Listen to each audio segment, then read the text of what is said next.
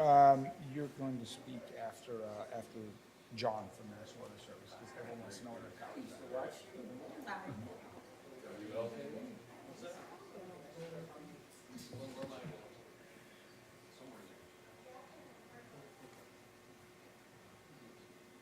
Are you all ready? Good evening. We are here tonight in the Metro Emergency Operations Center, where we've been monitoring and responding to the serious weather activity that took place earlier this evening across our city. I want to stress that everything we're talking about this evening from all of us is still preliminary in nature, as all of our respective agencies and department assess the damage and gather more detail about what happened throughout our city tonight. First, it's with a heavy heart that I'm reporting that we believe there is one fatality that is potentially related to the storm that happened in the Dixie Highway area in southern Louisville. The coroner's department will provide more information and will be the ones to confirm the information after they have alerted the family and made final conclusion. However, our thoughts tonight are with the family of that individual who passed this evening, potentially related to the storm. According to the National Weather Service, an EF1 tornado touched down in the Newburgh area earlier this evening at 5:05 p.m. And as you'll hear from John Gordon from the National Weather Service in just a minute, it would not surprise us if tomorrow or in the days coming, the National Weather Service confirms that more than one tornado touched down across Jefferson County. Much of the damage reports that we have right now are from the south and southwestern parts of our city. There are a lot of trees down, there are power lines down, and also buildings have sustained damage. 2 apartment buildings on Brooklawn Drive off of Dixie Highway and in South Louisville. Several residents there have been displaced due to the serious damage that the storm inflicted on those buildings. And you'll hear shortly from Steve Cunanan, the CEO of the Red Cross, who is going to talk about some of the services they are providing to those residents who have been displaced this evening as a result of damage to that apartment building. Also, one individual was taken from that apartment with injuries to the hospital. So that individual is currently in the hospital as a result of injuries sustained to the Brooklawn Drive apartments. As I mentioned, you'll hear from Steve momentarily about Red Cross, who's on the scene, providing help to all of the individuals who have been displaced as a result of the storm. We've been taking 911 calls in our Emergency Operations Center here this evening. We've had significant activity between 4:30 and 8:30. There were 1,265 911 calls that we took. Most of those calls came in during the 5 o'clock hour. That's approximately 2 times the expected activity. Just to put that in perspective, we received 632 calls during that same time frame last week. So we had twice as many 911 calls this evening. We currently have reports of 13 blocked roads across the city due to downed trees, plus additional closures as a result of power lines. So right now, our public works crews are surveying and assessing all of the damage, and will be working to restore and reopen all of the roadways. If you have information and want to report a blocked roadway, please call 574-2111 extension 5. Again, if you have a blocked roadway to report, please call 574-2111 extension 5. Tonight we have with us several folks. I'm joined here by Deputy Mayor James, who was on the scene earlier this evening at the Brooklawn Apartments, where he was working with other emergency agencies and assessing the damage there. We also have John Gordon from the National Weather Service, Natasha Collins from LG&E, Chief Jason Myman with PRP Fire, Chief Fredericks from Louisville Fire, and Steve Cunanan from the Red Cross. So first, I'm going to turn it over to John Gordon from the National Weather Service, who can give some more detail about what occurred earlier this evening in Louisville. John? Thank you, Mr. Mayor. I hate severe weather. I like sunny San Diego weather, and unfortunately we had the combination of warm air, fuel, and a lot of wind shear.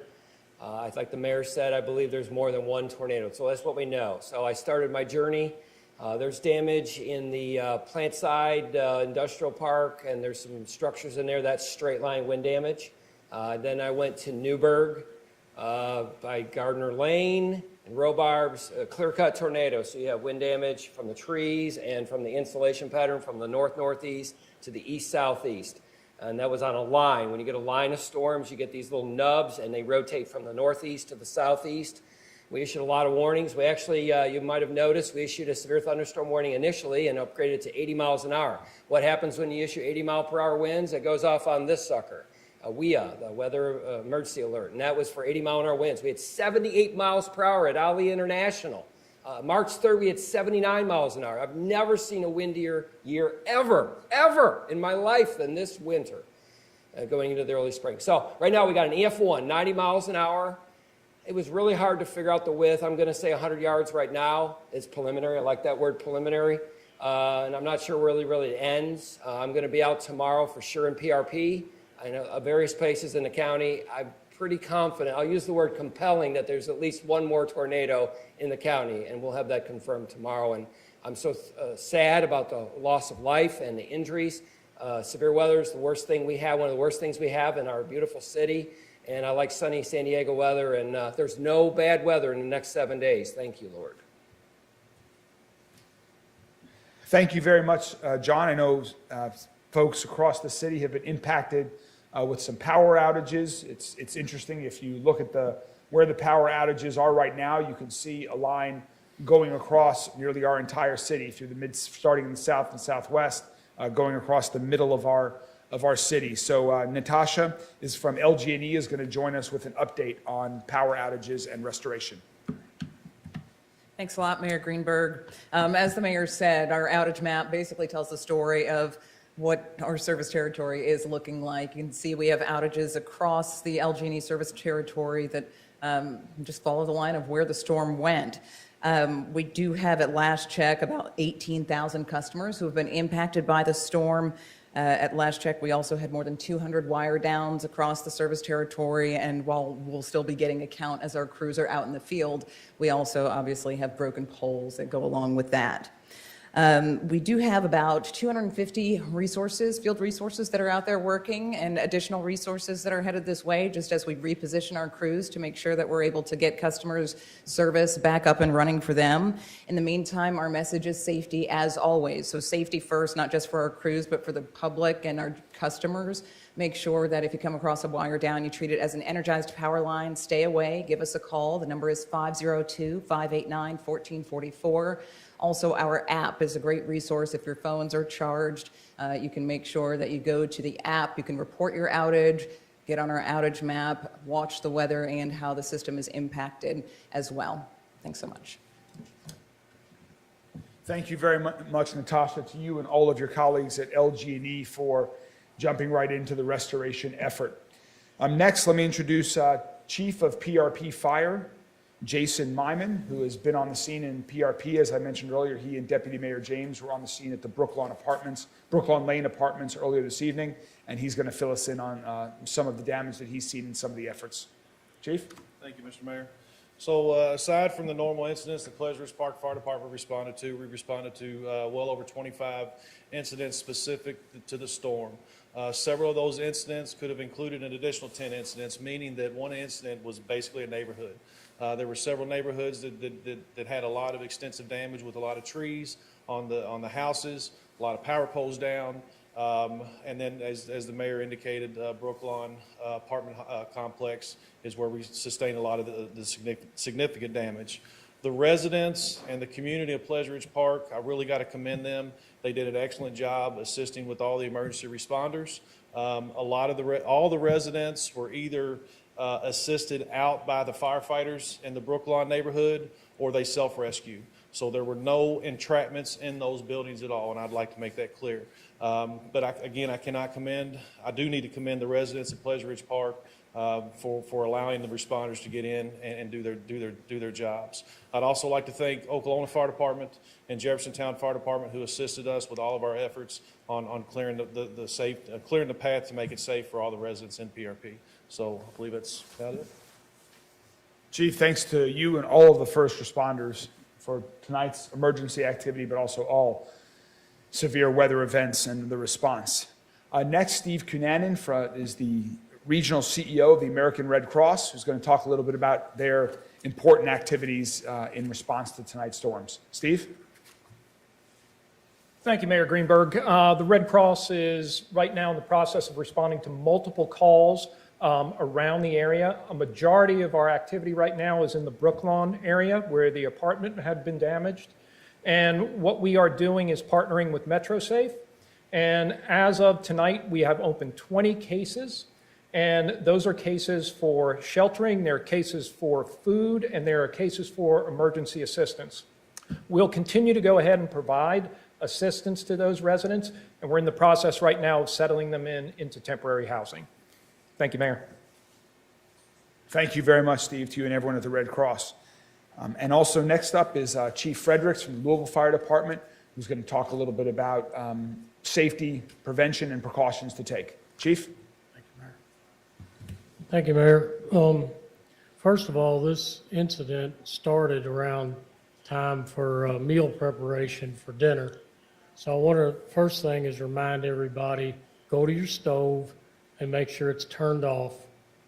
So if your power is out and it comes back on in the middle of the night, you don't end up with your stove on causing a fire. Also want to remind you, don't use candles. I know those of you that have power outages, check your smoke alarms, make sure they're in working order. And if you're using a generator, don't bring it in the house, don't bring it in the garage, keep it at least 20 feet away from your dwelling. Be aware of carbon monoxide as well. And as Natasha said, stay away from down tree limbs and any down power lines that may be out in your yard and around in your neighborhood. So just like to ask you to use caution and stay safe. Thank you. Thank you very much, Chief. Very important advice, and I would just encourage everyone to follow these safety warnings. They might sound foreign to some folks, or that's not going to impact, people feel like it's not going to impact them. Well, it does. As you hear tonight, we unfortunately are mourning a loss of life this evening. An individual was injured this evening as a result of the storm, and so I encourage everyone to please heed the warnings. Tonight, stay away from any down power lines, as Natasha said earlier, and please make sure you report them.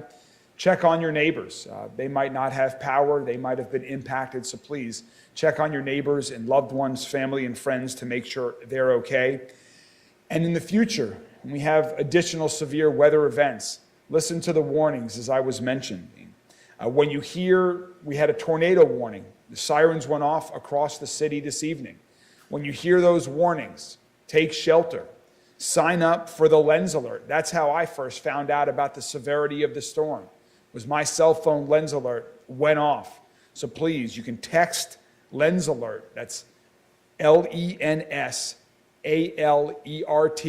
You can text lens alert to 67283. I encourage everyone in Louisville to sign up for lens alert. Anytime there's a loss of life, it's a tragic event. So tonight our hearts are with the family of individual who deceased. We are wishing our speedy thoughts and prayers to our neighbor who was injured this evening as a result of the storm. The coroner will provide more information tomorrow or in the coming days.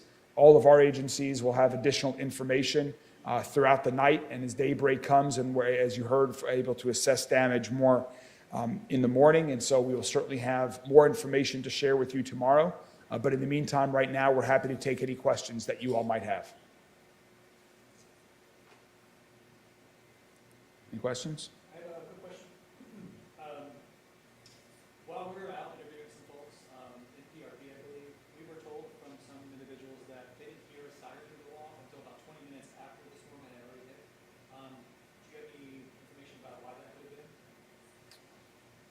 I don't have any information on the timing yet. We'll get back to you on that. We don't have any information on that.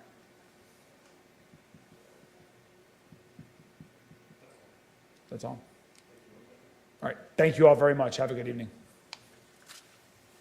Thank you all. I'll see you in the morning.